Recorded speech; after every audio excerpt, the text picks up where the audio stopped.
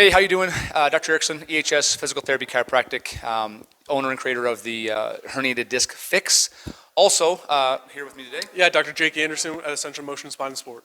So what we want to talk about today was, when will you know that you're ready to move to the next phase? When will you know that the disc injury that you sustained is actually healing? There's a lot of fear involved in this. There's a lot of misinformation. There's a lot of confusion, right, and frustration. Like, the doctor said I'm doing better and I'm released to do all these things, but I don't know what I should do next. So we do have the knowledge and kind of the criteria as to when and why we would move someone along the phase of that initial repair phase. When someone is injured, let's say they have an annular tear, they have a bulge or herniated disc, something happened in the spine, whether it's the low back or the neck. So they've come to the point now where they are healing, things are starting to calm down. Here are the kind of the criteria we look at. So why don't you take us through the first couple, Jake? Yeah, so early on when we first start working with a patient, we want to find what we call a clinical audit or something we can test against. Mm-hmm. A lot of the times, an easy one that we can work with is range of motion. Yep. So this can be in the neck, this can be in the spine, this can be in the extremities, shoulder movement, whatever one we're checking. We might check multiple of them. But one of the first things we want to progress to is regaining that mobility. So we want to regain your ability to move in all directions equally while managing pain. Okay, it's okay to have some pain when you're going to those end ranges of motion. In fact, it's very normal to have an increased, I have a 2 or a 3, I turn, okay, that's a 4, come back, still a 2 or a 3. That's not wrong. I mean, and a lot of time specifically with disc injuries and issues, which is what we're talking about right now, there is a mechanical block to that motion. That's why when you go to your provider, to your doctor of physical therapy or your doctor of chiropractic or even your physician, they'll ask you to kind of to move and to test it, well, because we're looking for those differences in normal motion as opposed to blocks or obstruction to movement. Yeah. And if you can change that movement, pain will likely follow. Yep. So once we achieve full range of motion, then we can kind of progress to the next phase. Mm-hmm. We've got the mobility, so now we can start working on the stability. So what would that look like, Chris? So once we get through that, that repair phase, the initial, let's say 2 to 3 weeks, typically, you need a little bit of time for things to start to scar down. When it starts feeling better, now you've increased or you've regained that motion with either intermittent pain, where if I'm at rest, it doesn't hurt, I can turn it on, right? Or I can turn it on, but then when I stop, no, I'm fine. Then we know we're on the right track. Or even if the pain is constant, but like Jake said, it's manageable level, it's a 1 or a 2 all the time. I move a certain way, it maybe spikes to a 3 or 4, but then when I rest, it comes right back down to 1 or 2. That's not a worsening, that's okay.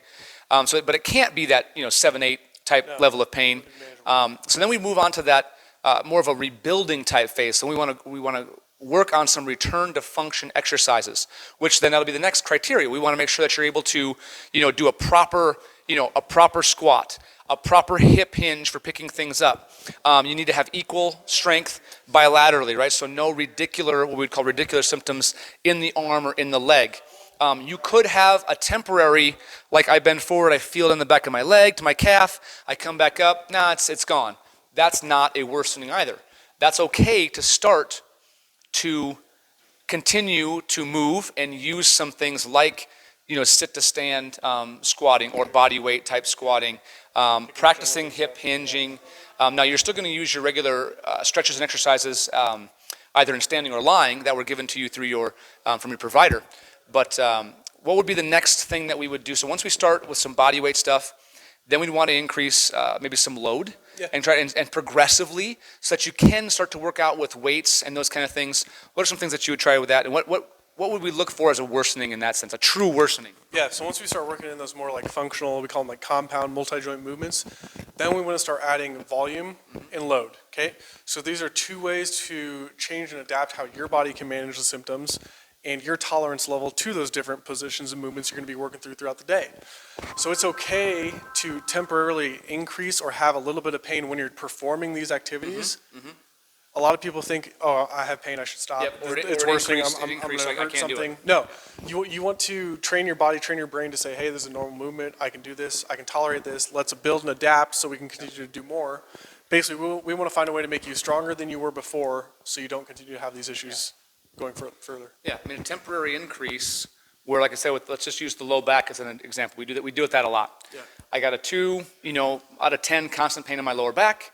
I start doing some body weight squatting, or I'm starting to work on a bit of a proper hip hinge. Okay, it builds to a 3 or a 4.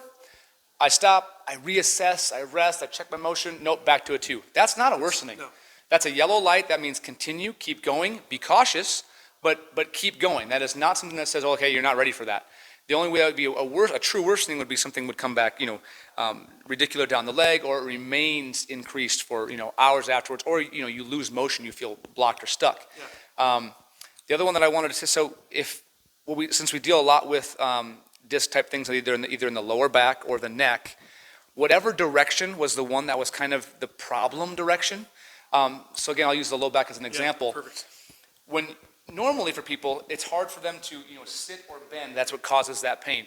So one of the testing things that we would do in order to know it's ready to move on is go back into that movement. Now, once you can kind of repeat that, 10, 12, 20, 30 times without an actual worsening or any kind of, then we know that tissue is getting more stable. Yep, yeah. It's starting to scar down. And it's getting more, like I said, more remodel and more resilient scar tissue on there.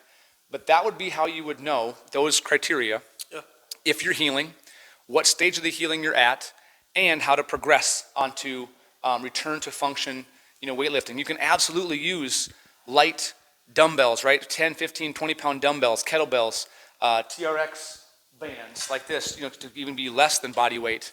And that's what we would do to help you progress through. So now you know if you're progressing.